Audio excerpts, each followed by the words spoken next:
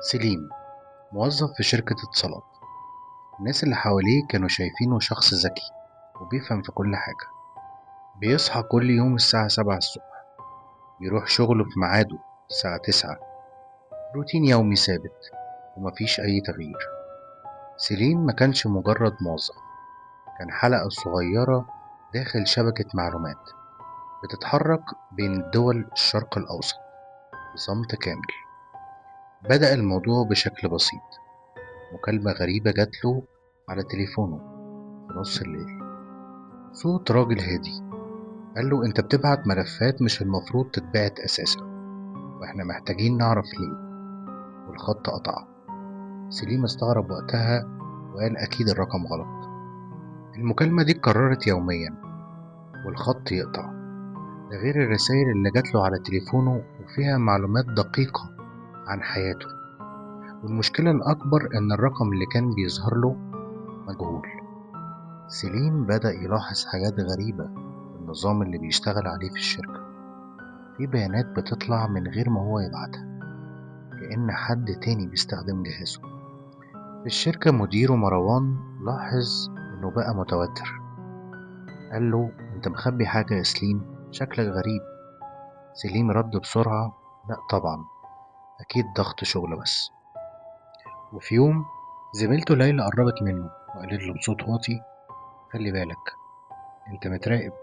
سليم اتنفض. أنت بتقولي إيه؟ بصت حواليها وقالت في ناس جوه الشركة، ومش بس جوه الشركة. الكلمة دي خلت الدنيا تسكت في دماغه. في نفس الليلة رجع البيت ولقى باب الشقة مفتوح، بس مفيش كسر ولا علامة اقتحام، كأن حد دخل بمفتاحه. الشقة ما كانش فيها أي حاجة، كل حاجة سليمة وكل حاجة في وضعها.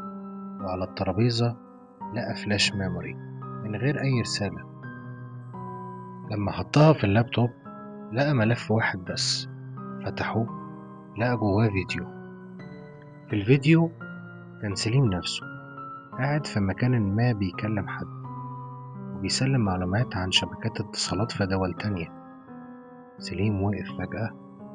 ده مش أنا، لكن الصوت في الفيديو كان صوته هو بالضبط. في آخر الفيديو ظهر شخص واقف وراه في الظل وقال جملة واحدة: أنت مش عميل، أنت مجرد واجهة لحد تاني. سليم قفل اللابتوب بسرعة. في اللحظة دي موبايله رن، نفس الرقم الغريب. الراجل قال له بهدوء: دلوقتي فهمت ليه مش فاكر حاجة؟ سليم بص حواليه بخوف وبدأ يفتكر لحظات متقطعة، ساعات ضايعة، مكالمات مش فاكرها.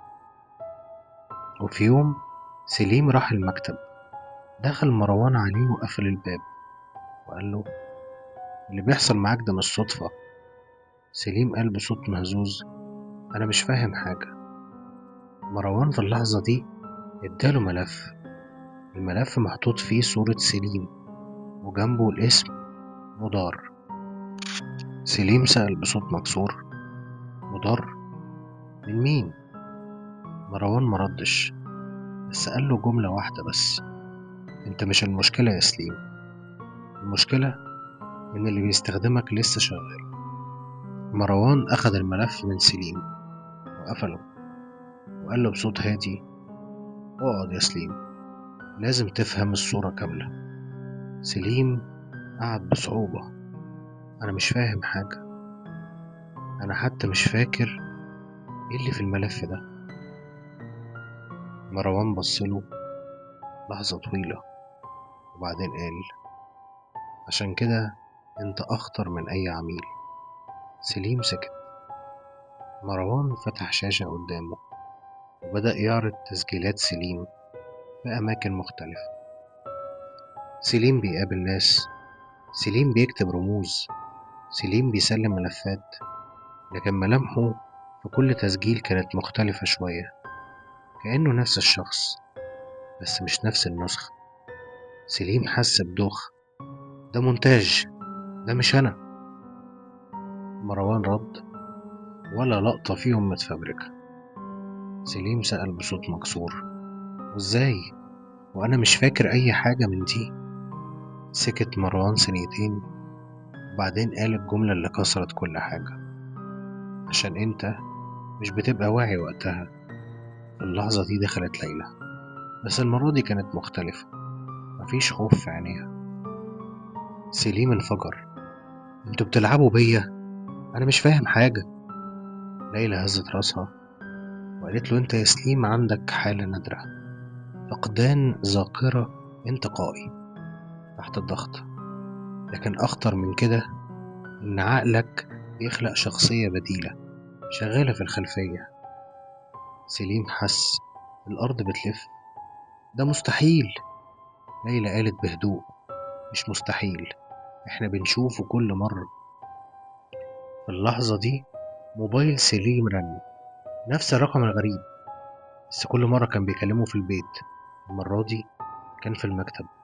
مروان بصله وقال له: رد يا سليم. سليم رد بإيد بترتعش.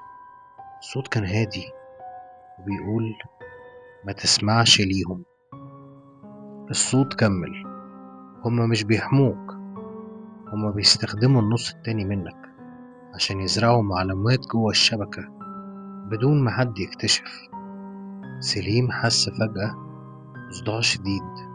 الصوت في الموبايل بقى أعلى: ما تسمعهمش، هما اللي بيزرعوا الذاكرة الكاذبة. انت مش مريض، انت أداة. سليم مسك دماغه: اسكت. وفجأة سكون، كل حاجة وقفت. مروان ثابت، ليلى ثابتة، حتى الصوت اختفى. سليم فتح عينه ببطء، لقى نفسه واقف في مكان مختلف، غرفة مظلمة مش مكتب، مربوط في كرسي وقدامه شاشة، وعلى الشاشة تسجيل مباشر وهو في المكتب مع مروان من شوية. باب الأوضة اتفتح، دخل مروان الحقيقي، بس المرة دي كان لابس لبس مختلف، وقال له بهدوء: أخيرا رجعت مكانك. سليم بصله بصدمة وقال له: فهمني كل حاجة، أظن ده حقي. مروان رد: أنت مشروع تجارب معلوماتي بيحاكي الجواسيس اللي بيتم زرعهم من غير وعي.